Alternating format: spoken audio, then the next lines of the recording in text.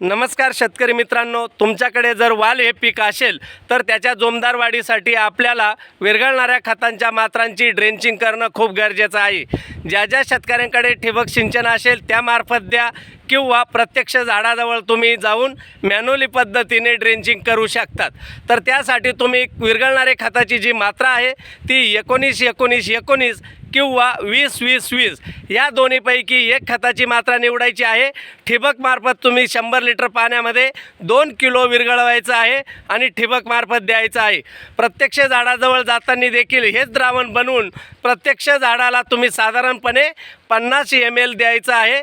त्यामुळे तुमच्या झाडाची जोमदार वाढ होऊन फुटवे चांगले होतील, पर्यायानं उत्पादन चांगलं वाढेल। तर त्यासाठी ही गोष्ट करणं खूप गरजेचं आहे। शेतकरी मित्रांनो, अशाच नवनवीन माहितीसाठी मला ॲपवर तुम्ही फॉलो करा।